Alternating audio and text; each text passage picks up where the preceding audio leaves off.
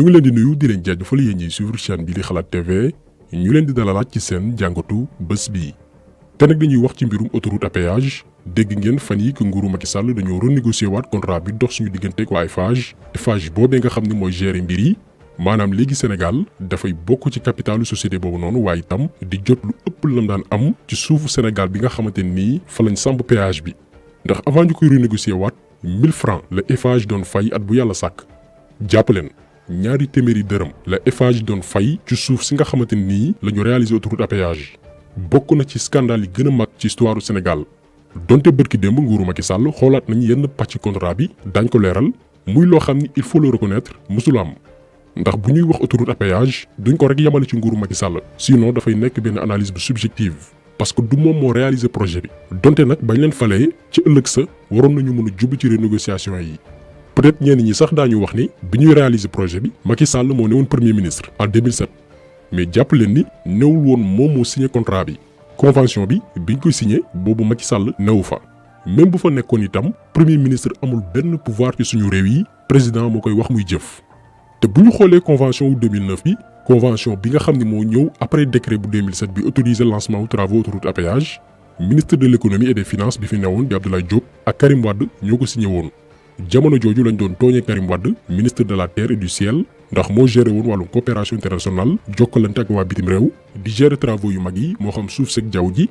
moom ak Abdoulaye Diop ñoo signé convention bi may Eiffage réaliser ak exploiter autoroute à péage ba 2039 ci projet boo xamante nii li ci ëpp ñun ñoo ko financé dinañ ñëw ci vidéo bi naka la Sénégal financé autoroute à péage ba noppi te moomu ko jox ko entreprise française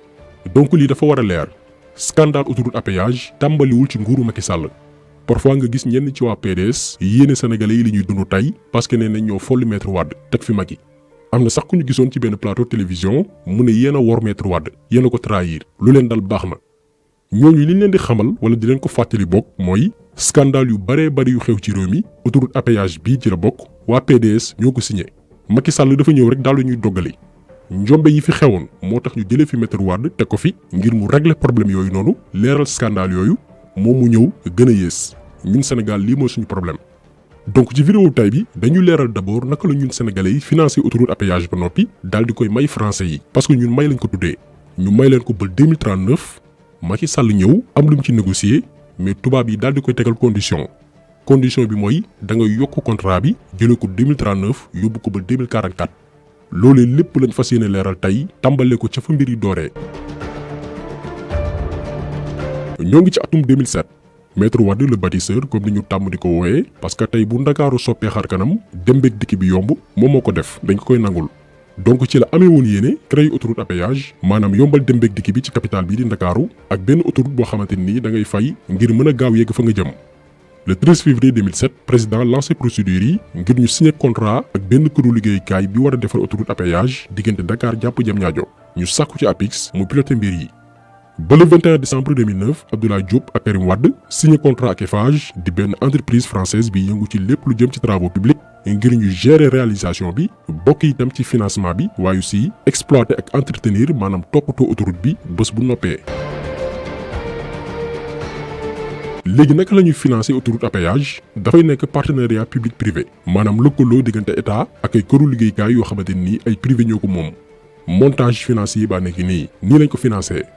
état du Sénégal teg ci table bi 306,5 milliards de francs CFA 181,5 milliards yoo xam ne ci sénégalais yi la jógee ñun ñoo ko moom ak 52,5 milliards yoo xam ne banque mondiale moo ñu ko àll 39,3 milliards yu bàyyi ko ci agence française de développement 33,2 milliards yu jógee ci banque africaine de développement lii yëpp la Sénégal dugal ci autoroute à péage lii sénégalais yi ko cotisé li ci des ñu lebee ko bitim réew boo ko boole lépp muy 306,5 milliards. Eiffage bi nga xamante ni nag moo war a réaliser projet bi dugal ci 61 milliards ànd ceeg yeneen partenaire am liñ ci mën a tënk mooy financement autoroute à péage Eiffage 20% cote la ci participer téeméer yoo jël ñaar fukk dong la ci dugal. 80% projet bi ñun Sénégal ñoo ko financé ñoo ko defar mais nañu continuer parce que liy ñëw moo gën a yéeme. ñu ñëw ci réalisation projet bi première phase bi maanaam bi ñuy defar diggante Malick Sy Patte d'Oie jàpp Pikine péage boobu noonu lépp état bu Sénégal moo ko financé ci ñun sénégalais yi suñu koppar dërëmu Eiffage dugg si def nañ ci 107,3 milliards.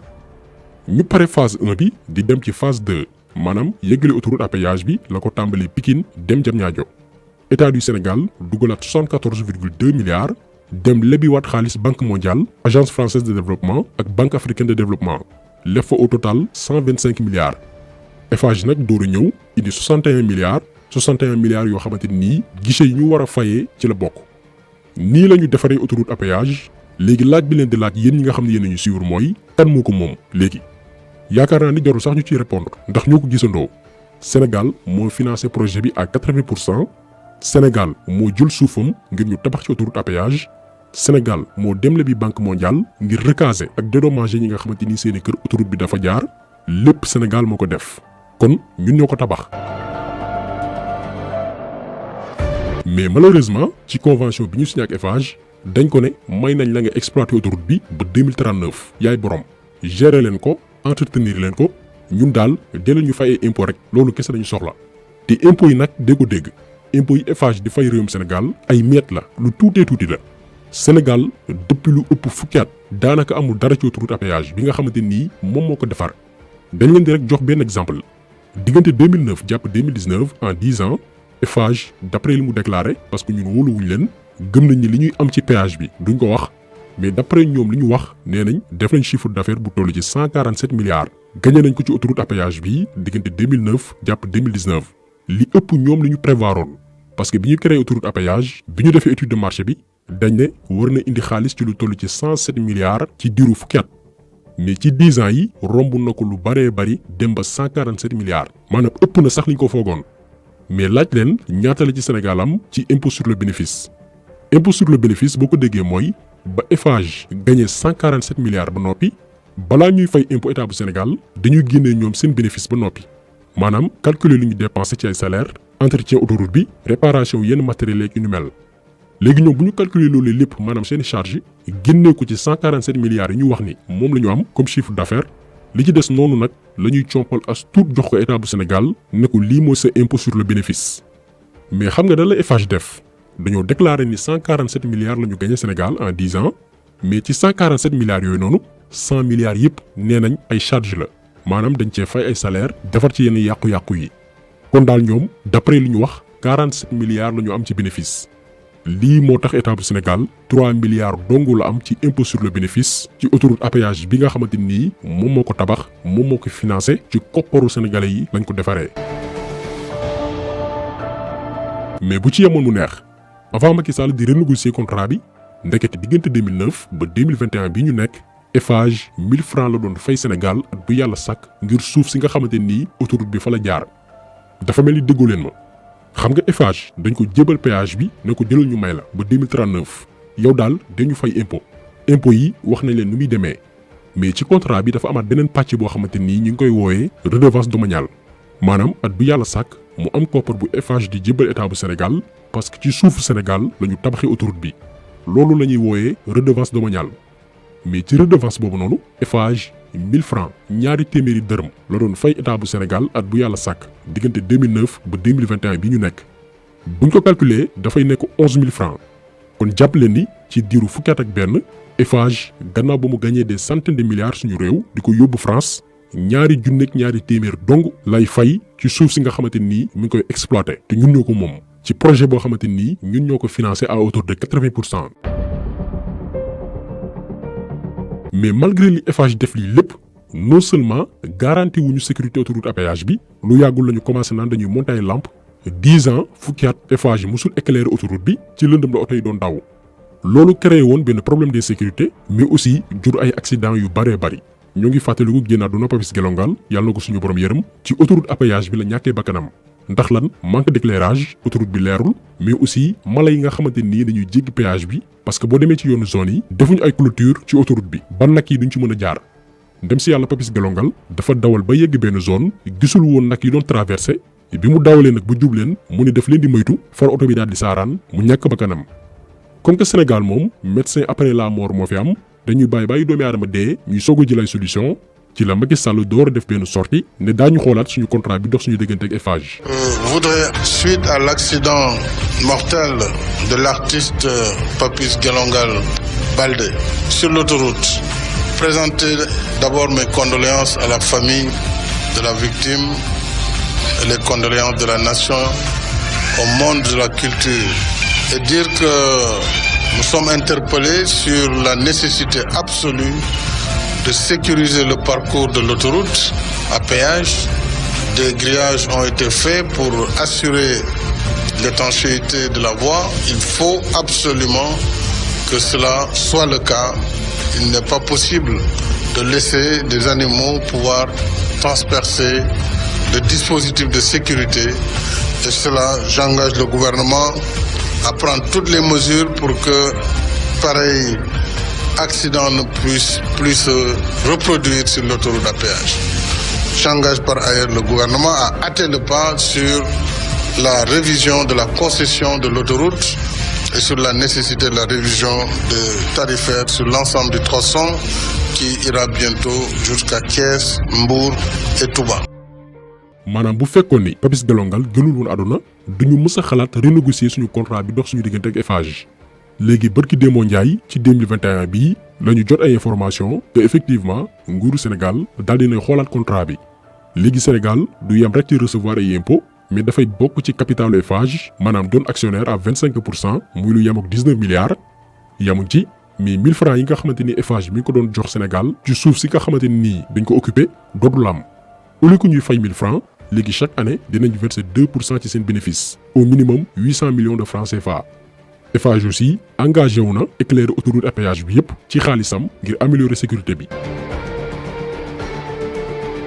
mais ngir nangu loolu lépp Eiffage dafa teg ay conditions xam nga 2039 le contrat bi di jeex suñu diggante ak ñoom ñu delloo ñu suñu autoroute à péage déjà waruñ leen ko woon sax jox ba ñuy delloo ndax ñoo ko moom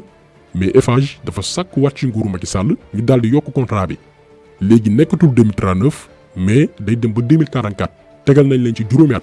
lii tamit lu ñu war a xam la ci négociation yi état bi mujjee def.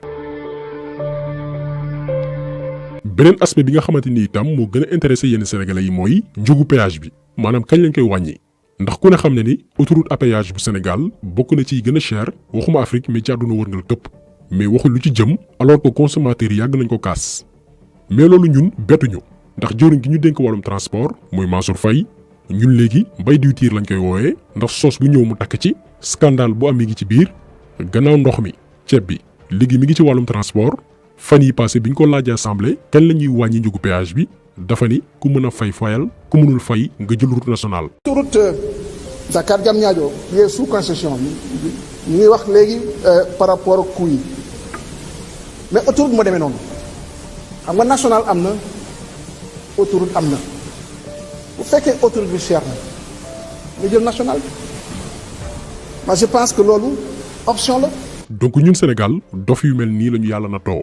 ñoo xam ne dans un pays normal dëkk bu jaar yoon mérituwuñ sax poste bi gën a ndaw ci fonction publique ñooy nekk tey ay ministre di wax ak sénégalais yi ak insolence bu doy waar. xam nga mbay diwtiir mii bu toggee ñu ci mel ni Gérard Sénac day noppi du wax parce que ci wàllum niveau dafa limité wu bi moromam yi di jàngiwul en plus maîtriser wul sujet am jamono kay moo yàqu ba gorom nekk président mu doon ministre ci biir réew mi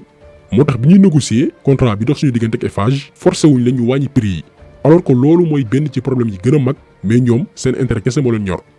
ñenn ñi xam naa daañu wax naan pourtant liñ ci am tey amuñu ko woon ci nguuru Maître Wade mais jàpp leen ni Eiffage waruñu ko woon sax jébal péage bi déjà ñoom doublé nañ ba triplé li ñu defoon ci autoroute à péage bi ñoom amatuñ lu ñuy perte instant bii dañuy liggéeyal instant bi pour seeni sët te li gën a garaaw mooy avant sax autoroute à péage bi di pare Eiffage récupéré na 60 milliards yi ñu ci defoon avant sax muy pare ndax li ñu facturé ci boppam dafa bari li ñu wax ne la ñu defaree péage bi xaajul ba koy mat dañu def li ñuy woy surfacturation baratal mi nga xamante ni ci wàllu wi la yëngu defoon na ci ay leeral yu am solo. Pikine ak Diamniadio 20 kilomètres la soo jëlee 1 milliard le kilomètre yi ñuy defee Tunisie 1 milliard 122 milliards la soo jëlee autoroute yi bu Abidjan 1 milliard 3 le kilomètre 26 milliards la soo jëlee bi nga xam ni moom moo gën a kawe à cause des conditions yi ma wax de relief ak seen standard aussi il faut le dire mu nekk loo nga xam ni li gën a jafe la si conditions yi ma wax foofu kilomètre bi 2 milliards 3 lay jar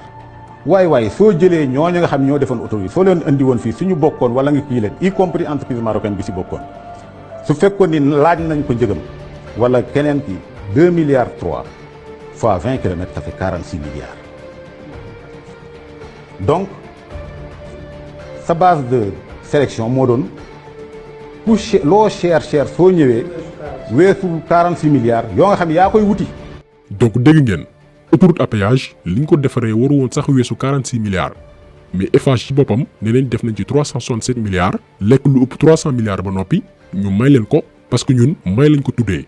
ñu may leen ko pendant 30 ans fanweeri at diggante boo xam ne ab xale bu góor wala xale bu jigéen mën na ci juddu ba am doom ju nekk collège